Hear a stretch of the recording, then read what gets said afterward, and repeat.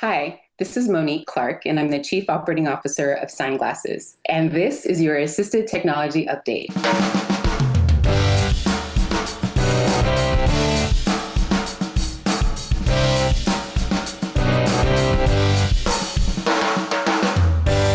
Hello, and welcome to your Assistive Technology Update, a weekly dose of information that keeps you up to date on the latest developments in the field of technology designed to assist individuals with disabilities and special needs. I'm your host, Josh Anderson, with the Indata Project at Easter Seals Crossroads in beautiful Indianapolis, Indiana.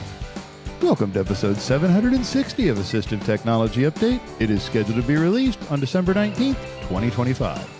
On today's show, we're super excited to be joined by Monique Clark from SignGlasses to talk about the great things that they offer. We've got a quick story about assistive technology in Liberia and Kenya, as well as we're joined by our friends from Bridging Apps. So let's go ahead and get on with the show. Listeners, as you may know, one of the things we do here at the Indata Project is offer full-day trainings throughout the year. And I'm very excited to announce our first full-day training of 2026 will be over JAWS. No, it is not a recount of the movie where nothing was sharks today, but this is actually a free JAWS screen reader training. It'll give participants valuable insight into how JAWS can enhance computer access and independence for individuals who are blind or have low vision at work, at home, in the community. This full-day training will take place on January 15th, 2026 from 9 a.m. to 3 p.m. Eastern Standard Time and is 100% online. If you've ever wanted to know more about screen readers, about how individuals who are blind or low vision access computers and the internet and everything else, this is a great training for you. Also, if you happen to be looking for CEUs, you can get CEUs from attending this training also. Presenters include members of our vision and sensory team from our clinical assistive technology program here at Easter Seals Crossroads. Belva Smith, Jim Reinhart, Justin Amber, Lindsay Wells, and Sarah Crawford, all from our team, will have different presentations and walk you through how to do some great things with JAWS, from keystrokes to working in Google, Outlook, setting the program up, and accessing common Windows and web elements. All of it will be touched on. There will also be plenty of time for questions and answers in order for you to maybe bring up some of the things that you've always wanted to know about this screen reader. So again, I'm super excited to announce our very first Indata full day training of 2026, JAWS Screen Reader Full Day Training. And again, not the giant shark. This is JAWS Job Access with Speech, the screen reading program. While this training is completely and totally free to attend, you do need to register, and I will put a link down in the show notes where you can easily go find that registration, fill out the information, and get all set up. So we hope to see you there on January 15th for our JAWS Job Access with Speech Screen Reader Full Day Training. More information is available over at eastersealstech.com or check the show notes for the link to registration. Listeners, our story this week comes to us from the Clinton Health Access Initiative, and it's titled Unlocking the Power of Assistive Technology, How Liberia and Kenya Are Delivering Locally Led Solutions. And the story talks about the Clinton Health Access Initiative and how they're working with communities in Liberia and Kenya to really kind of get assistive technology in the hands of individuals that can use it, but they're doing it in a kind of different way. So as you might know, in a lot of countries, access to assistive technology is not something that's accessible. It could very well be that there's not very many doctors, not very many rehab specialists, not very many assistive technology folks. Things can be expensive. I mean, some assistive technology is very expensive. It could be expensive to import, to bring in, and really just to get access to. So this kind of talks about working with the communities, schools, and local craftsmen in order to get kind of access to assistive technology and to things that can really help folks just be able to participate a little bit more. So a lot of what it talks about here is kind of it always takes a village, talking about working with a lot of different organizations, from Build a World of Play, Restoring Our Children's Hope, World Hope International, and the governments of these countries, trying to shift support from centralized facilities where there may be one doctor for a country into kind of homes, neighborhoods, and local areas in order to be able to have folks be able to get the assistance that they might need. So just one of the things it talks about here They were able to help train 2 local carpenters to build standing frames, corner seats, splints, 90-degree chairs, and accessible commodes so that individuals would be able to use them. It says that under guidance from rehab specialists and using standardized designs, they were able to produce 82 devices for 25 children in 1 month alone. And these devices averaged in cost from about $30 to $50, which is a whole lot less than these devices would cost if you were buying them, especially once you think about trying to import them and bring them all the way into a country that may or may not have the infrastructure to really get them there. So super kind of cool story. I will put a link to it so you go over. There's a lot more in there about them adapting games, working with schools, educators, and other folks just to be able to let them know of different ways to assist individuals with disabilities and different tools that might be out there to help them, as well as how to make those and how to really adapt those kind of on a budget and very inexpensively. So I just kind of chose this story because it's really nice to see some things in some countries that maybe we don't think about too much when we think about assistive technology. I mean, let's not lie. Some things do get a bit expensive. I understand why. I understand why that cost is kind of there and everything else, but it does make it inaccessible, especially to folks who just do not have the means to be able to get it. So I really like this kind of initiative to try to do this sort of grassroots, kind of homemade assistive technology and be able to get those tools in the hands of individuals that can use it. So I'll put a link to this over in the show notes. You can go and check it out for yourself. And coming up next on the show, we welcome back Bridging Apps with an app worth mentioning. This is Ale Gonzalez with Bridging Apps, and this is an app worth mentioning. This week's featured app is called Scarlet, Your Memory Coach. Scarlet is a multi-memory game filled with an array of games that challenge every aspect of your memory. The free version of the app allows you to play in visit mode, which gives you access to 13 games. The app is designed for older adults and seniors to help stimulate cognitive abilities, but may also be beneficial for users recovering from a traumatic brain injury. Each activity is designed to stimulate various parts of cognitive function. The games vary in content and difficulty and test an array of concepts. The app covers all areas necessary to keep your memory intact. Our reviewer works with older adults and they have trialed the free version. Users found the Scarlet app easy and interesting. Scarlet, Your Memory Coach, is currently available for only iOS and is free to download. For more information on this app and others like it, visit www.bridgingapps.org. Today, listeners, we are super excited to welcome Monique Clark to the show.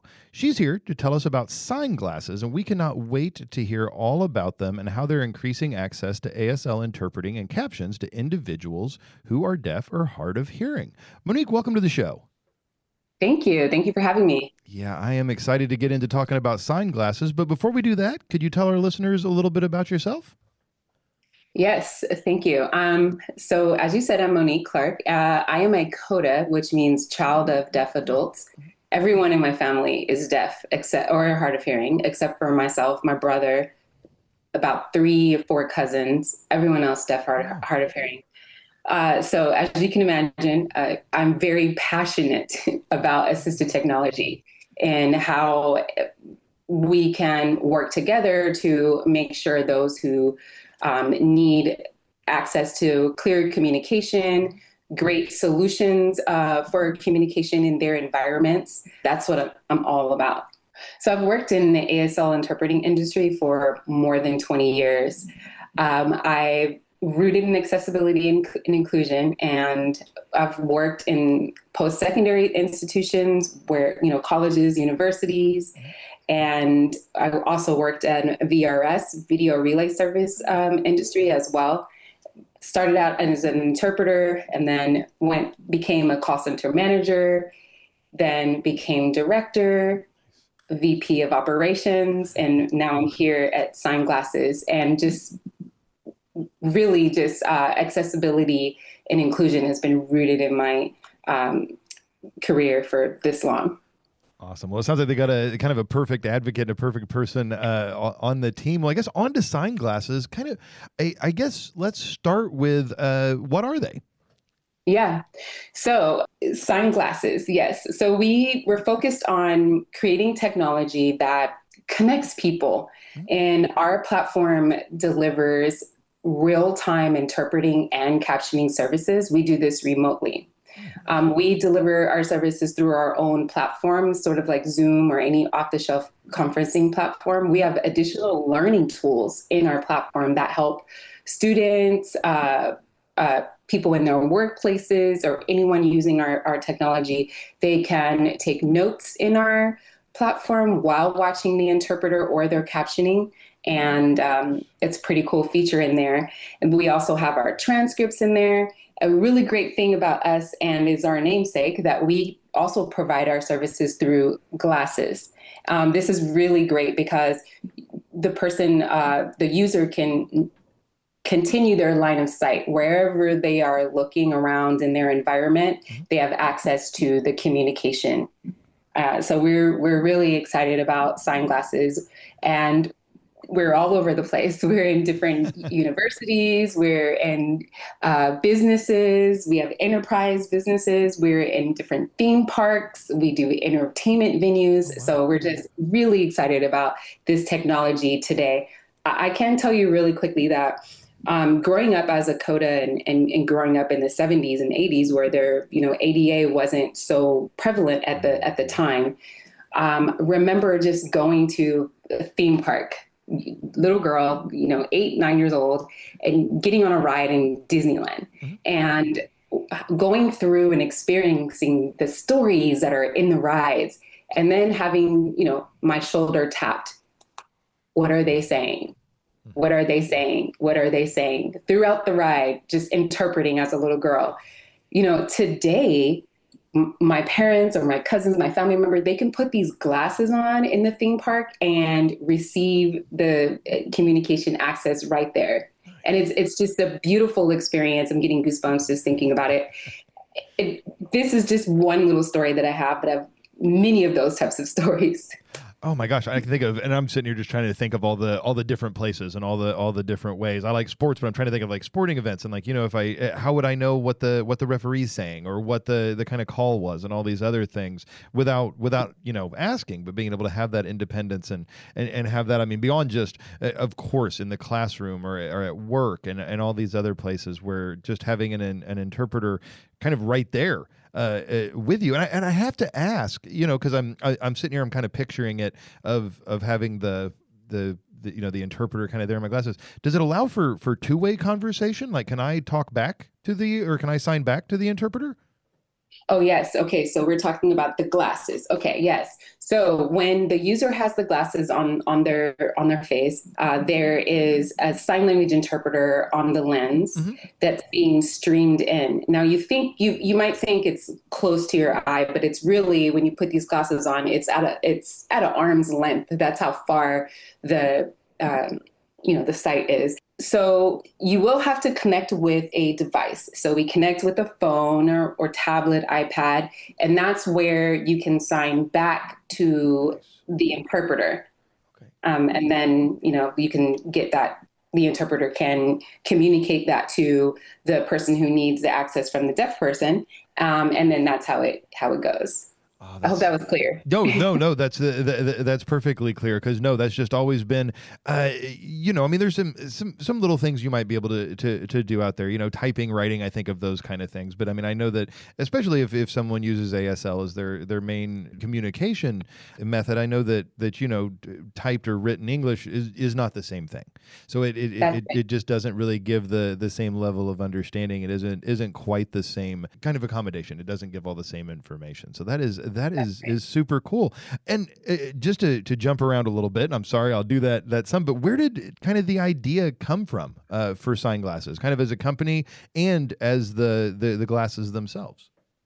Right. So our president, Corey Hawker, from Utah, was at BYU University, and at BYU there was a planetarium there. So the kids are going into the planetarium to experience the program there, and there is an interpreter. These children are deaf, so the interpreter's there down at the bottom. They're sitting in the auditorium there, and watching the sign language interpreter. If you can imagine, it's pretty dark, and then looking up around to look in the planetarium. After the program's done, they ask, hey, how was it? And it wasn't a great experience for them because breaking the line of sight, also it was really dark in there. And so that's where SignGlasses technology was born, because there was a grant at BYU and they said, hey, like, how can we make use of this? There's these glasses. Here's the grant. And our president at the time was in entrepreneur class and he was able to gather resources and people together and get a great testing group, and then came out with these glasses. They were older, so they were like the Epson Google Glass a long time ago. Those two different solutions, if you can imagine, they're really big and bulky.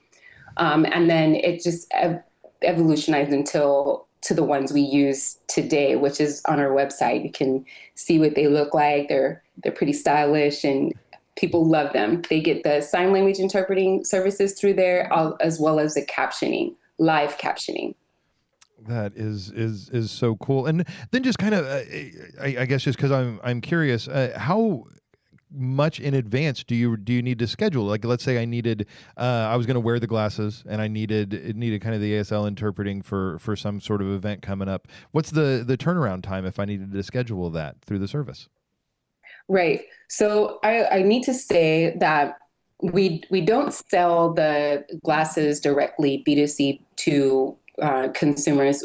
We believe that the service, interpreting services or captioning services, should not be charged heavily to the deaf person. Mm-hmm. We believe that the companies, universities, workplaces, things like that, partner with us to provide the services, and then they can disseminate the tech devices out to the users. Nice. Now, once we are in connection, partnering with education institutions or workplaces, venues, things like that, then they have the ability to schedule the services directly through our platform. Mm-hmm.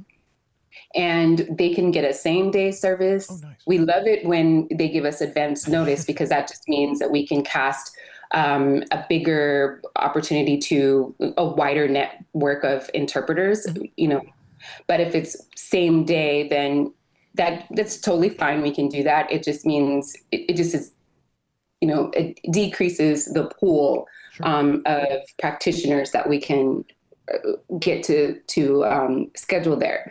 But we're really great. We have a 99% fill rate, which means when someone reaches out to us to fill their services that day, or 24, 48 hours later, or even 2 weeks, or reoccurring, ongoing for a year or a semester long, we can really get services there. Hope that answered your question. No, that completely answered my question. And I love that you kind of brought up that it's always been, we've worked in job place accommodations and all those kind of things, and it's always, why is some of the cost burden being put to the individual? It should always be kind of the business, or if you're making your business accessible, like you said, you should make your business, your classroom, your place accessible, especially if you want folks to visit it and thrive and be able to enjoy it. So I like that everything's kind of be offered to them and in that kind of way. And then I also like that you do have, of course, you always do want someone to hopefully have requested them and you have time, but I love that you can, if someone would walk in and need them, they can get that same day kind of service, just for folks who either, let's say it was a business, maybe weren't able to plan ahead or didn't even know that was really available until they got there. So that's awesome. That's right. We are also able to team with other businesses, but they have interpreters already. For an example, there's a workplace where there's a few staff interpreters, but you just made me think of this. But sometimes they, someone calls in sick, or they have an influx of meetings that day or something. They can, through our platform, just request services and then we can send our interpreter remotely to team with their interpreter. We also do that in education settings as well. Very cool. Very cool. Mm-hmm. I love the team approach, just making sure folks are getting the accommodations they need. Well, I keep focusing on the glasses, and it's in the name, so of course that's going to kind of happen. But you said that also your solutions are available beyond the glasses, kind of on your own platform that allows for note taking and everything. Where all can I access and use this platform? Yes. So you can go to SignGlasses.com, and that's where you can see our all-in-one platform. We streamline everything there from the user's end, from the coordinator admin's end, and also from the practitioner. We call our interpreters and captioners, writer and writers. We call them practitioners. So our platform kind of answers to everyone that is going to be participating in the teaming of services. Very cool. Monique, what are maybe some places where SignGlasses are implemented or available? Yes, well, we are in many universities, corporations, and entertainment venues. One really great entertainment venue that I'm very proud to share. We are in Universal Studios in Hollywood and in Orlando. And we're on various rides where, they do these little story times during the ride when you get in there, right? A person deaf or hard of hearing can go in there and ask for the glasses, and they can give you the glasses as you get in and get on the ride. Very, very cool. Monique, you probably have quite a few of these, but could you tell me a story or two about someone's experience using SignGlasses, either the glasses themselves, the platform, or just how maybe it really helped them with accessibility? Yes, my favorite story, I have a lot of them, but one of my favorite stories is a student in high school. Now, we're very careful about the types of students, youth who are on our platform, because we want to make sure that it's the best accommodation for them. But this one student in high school shared that using our services helped them with their learning experience. They were feeling isolated in their classroom, not really connected to the learning experience or even their peers. But once we were able to get in there and provide some, communication access for the student, the learning experience was just much better for them. They were able to interact with their peers. They were able to contribute to their learning experience by contributing to class discussions and things like that. Grades were even better for the student, and that's why we do what we do.